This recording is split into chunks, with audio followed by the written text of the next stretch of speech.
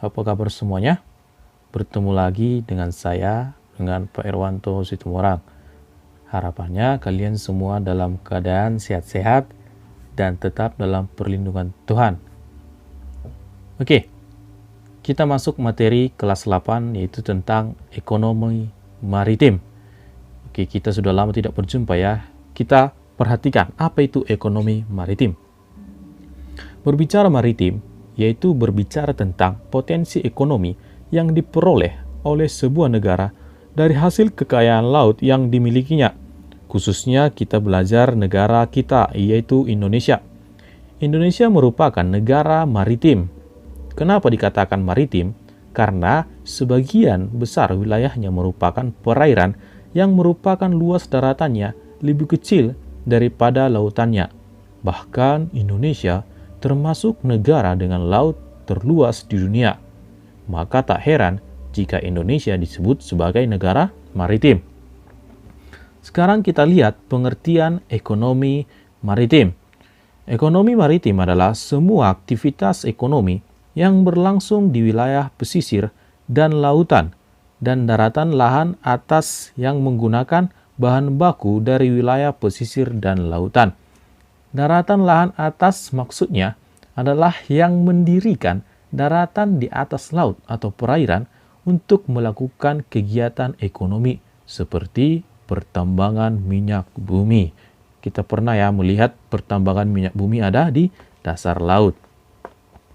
Sekarang kita lihat peta negara Indonesia yaitu yang disatukan oleh lautan ya, di mana negara kepulauan terbesar di dunia. Ya, Indonesia merupakan negara kepulauan terbesar dunia dengan jumlah 17.504 pulau. Kemudian, luas wilayahnya itu 7,81 juta kilometer kuadrat, terdiri dari 2,01 juta kilometer daratan dan 3,25 juta kilometer kuadrat lautan. Dari data ini, bisa kita lihat bahwa Indonesia memang lautannya lebih besar daripada daratannya. Dan yang terakhir yaitu 2,55 juta kilometer kuadrat zona ekonomi eksklusif. Apa itu zona ekonomi eksklusif? Zona ekonomi eksklusif adalah zona yang luasnya 200 mil dari laut, dari garis dasar pantai. Jadi 200 mil dari garis dasar pantai, yang mana dalam zona tersebut sebuah negara mempunyai hak atas kekayaan alam di dalamnya dan berhak menggunakan kebijakan hukumnya, terbang di atasnya, ataupun melakukan penanaman kabel dan pipa, tentu untuk melakukan kegiatan perekonomian ya, untuk menghasilkan atau menggali sumber daya alam apa yang ada 200 mil dari garis dasar pantai Indonesia. Ini dia penjelasan dari zona ekonomi eksklusif. Sekarang kita masuk perkembangan ekonomi maritim di Indonesia. Ada dia sebelum penjajahan sampai masa kemerdekaan, yaitu para presiden kita dari Soekarno sampai Jokowi. Sekarang kita bahas satu persatu. Pada masa sebelum penjajahan, tentu yang menguasai atau yang terdapat di Indonesia adalah masa kerajaan di Indonesia. Jadi, kalau kita belajar sejarah, kerajaan Indonesia itu begitu banyak ya. Pada masa kerajaan Indonesia, salah satu kerajaan maritim terbesar adalah Sriwijaya. Jadi, Sriwijaya itu bercorak maritim pada abad ke-5, serta Palembang sebagai ibu kotanya. Jadi Sriwijaya dengan India dan Tiongkok sudah melakukan perdagangan komoditas seperti kemper, ini bahan kapur barus ya, kemudian cendana, rempah-rempah, dan gaharu atau kemenyan. Jadi pada abad ke-5 sudah terjadi perdagangan antara kerajaan Sriwijaya dengan negara India dan Tiongkok ya. Kemudian pada masa penjajahan kita tahu ya negara-negara apa saja yang pernah menjajah Indonesia. Ada Portugis, Jepang, Belanda. Khususnya negara-negara Eropa. Ketika bangsa Eropa menjajah Indonesia serta menguasai Indonesia, para kolonial mengambil rempah-rempah di Indonesia dan dikirim ke negaranya. Jadi, negara-negara Eropa datang menjajah Indonesia, salah satunya untuk mengambil rempah-rempahnya, karena rempah-rempah Indonesia terbilang sangat bagus ya. Jadi mereka membawanya ke negaranya, itu dia. Kemudian pada masa kemerdekaan dimulai daripada masa Soekarno, yaitu pada tahun 1957 beliau mendeklarasikan Deklarasi Wawasan Nusantara atau lebih dikenal dengan Deklarasi Juanda, di mana Indonesia menyatakan bahwa Laut Indonesia merupakan bagian tak terpisahkan dari Negara Kesatuan Republik Indonesia. Jadi, beliau mengatakan Indonesia itu bukan hanya daratan saja, tapi ikut juga lautannya. Kemudian, Presiden Soekarno membentuk Kementerian Koordinator Departemen Kemaritiman Indonesia, Kementerian Perhubungan Laut, Kementerian Perindustrian Maritim, Kementerian Kemaritiman, dan Kementerian Sumber Daya Ikan. Itulah pada saat zaman Soekarno. Sekarang kita masuk pada zaman Soeharto. Tahun 1982, Indonesia mendapat pengakuan internasional oleh PBB atau Perserikatan Bangsa-Bangsa. Jadi pada saat zaman Soeharto, Indonesia mendapat pengakuan dari PBB dengan dokumen UNCLOS atau United Nations Convention on the Law of the Sea, yang berarti konsepsi Indonesia sebagai negara kepulauan atau yang kita kenal dengan wawasan Nusantara. Ingat itu ya. Jadi pada saat zaman Soeharto, Indonesia mendapat pengakuan dari PBB dengan dokumen UNCLOS ya. Kemudian pada saat Habibie, kemudian Gus Dur dan Megawati. Tahun 1998 diluncurkan Deklarasi Bunaken, dinyatakan visi pembangunan kelautan Indonesia, yaitu pada saat zaman Habibie.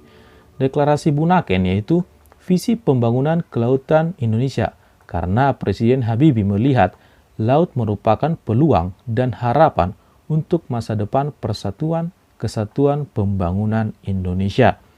Karena beliau melihat potensi-potensi dari kelautan itu menjadi peluang bagi masa depan Indonesia. Kemudian tahun 2001 dibentuk Departemen Kelautan dan Perikanan atau KKP. Tahun 2010 dibentuk Dewan Kelautan Indonesia atau DEKIN oleh Abdurrahman Wahid atau Gus Dur. Kemudian tahun 2001 dibentuk Seruan Sunda Kelapa yang berisikan kebijakan industri maritim nasional atau peraturan-peraturan maritim yang ada di Indonesia. Itu pada saat Presiden Megawati. Kemudian kita masuk saat zaman Susilo Bambang Yudhoyono. Tahun 2005 dihasilkan Instruksi Presiden atau Inpres tentang pemberdayaan industri pelayaran nasional, di mana melalui hal ini semua kapal yang beroperasi di perairan Indonesia harus dimiliki secara domestik. Maksudnya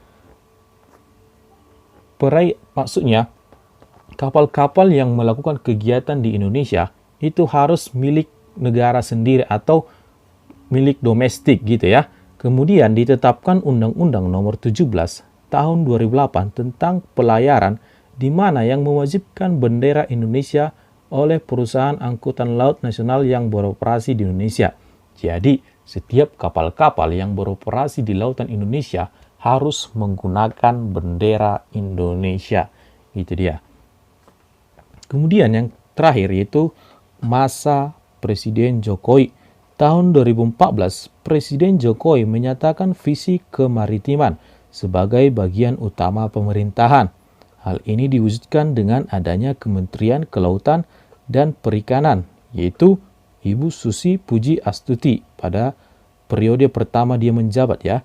Kemudian serta Kementerian Koordinator Bidang Kemaritiman, yaitu Luhut Binsar Panjaitan. Oke, itulah sedikit perkembangan ekonomi maritim yang ada di Indonesia. Sekarang kita masuk potensi-potensi ekonomi maritim yang ada di Indonesia. Potensi ekonomi maritim Indonesia sangat besar. Indonesia memiliki garis pantai yang yaitu sekitar 81.000 km dan luas lautan Indonesia mencapai 3,1 juta kilometer kuadrat.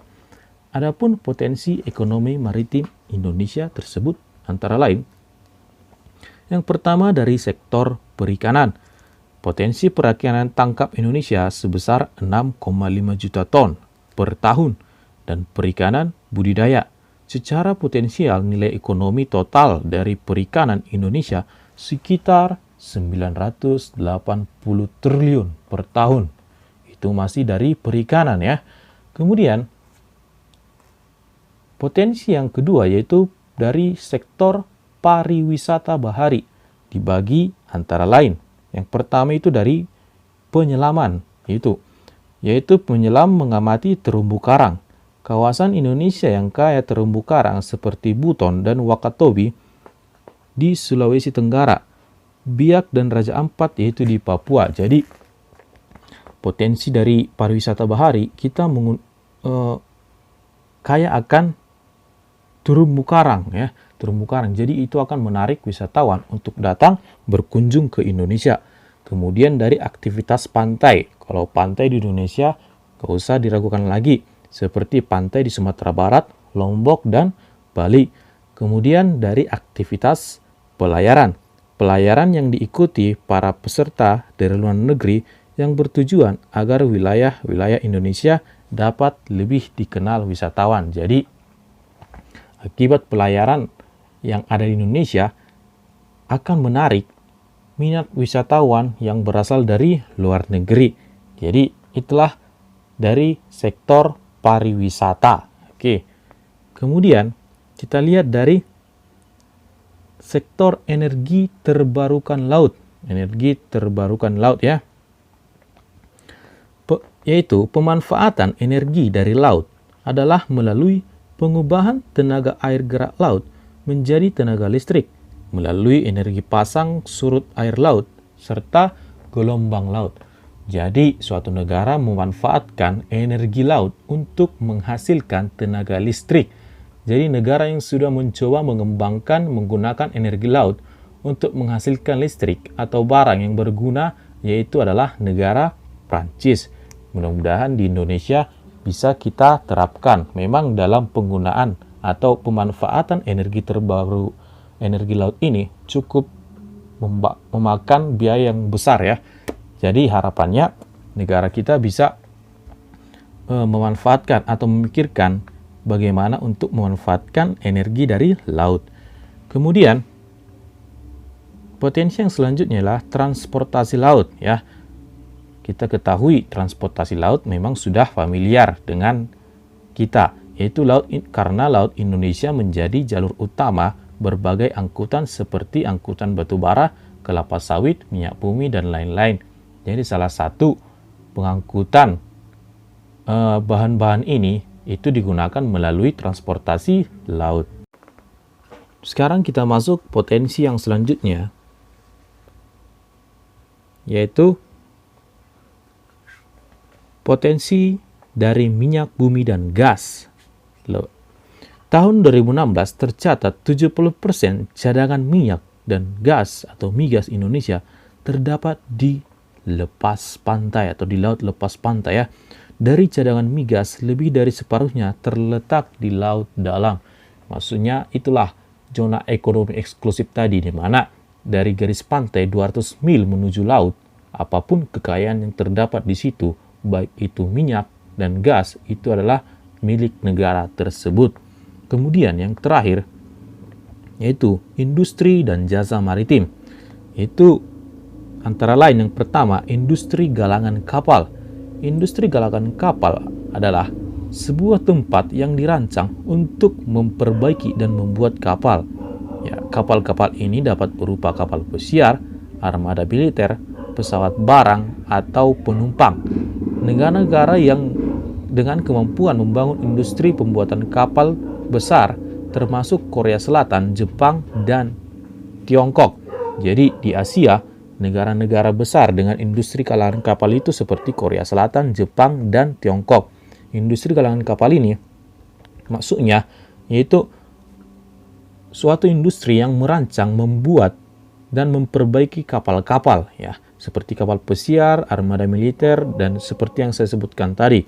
Kemudian, kalau di Indonesia, industri kalangan kapal itu terdapat di Tanjung Priok, Cirebon, Surabaya, Batam, dan Lampung Selatan. Itulah industri galangan kapal yang ada di Indonesia.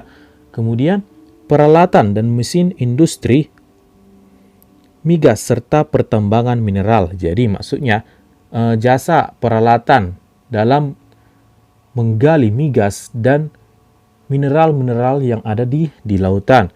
Kemudian perangkat lunak untuk manajemen pelabuhan dan transportasi laut. Jadi maksudnya suatu perangkat atau sistem yang mengatur bagaimana sistem pelabuhan dan transportasi laut supaya terkendali dengan bagus. Itu maksudnya, manajemen dari pelabuhan itu ada perangkat lunaknya. Itu merupakan salah satu industri yang ada di Indonesia.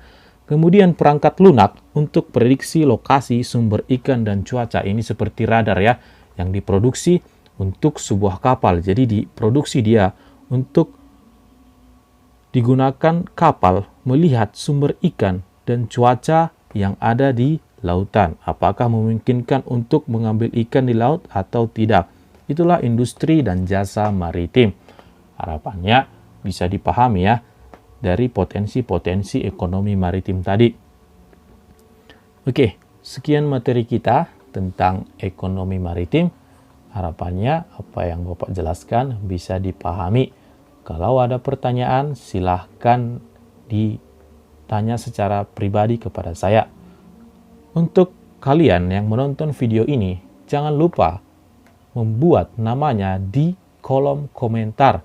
Bahwasanya itu merupakan bukti absen bahwa kalian mengikutinya atau tidak. Oke? Akhir kata saya ucapkan terima kasih dan horas.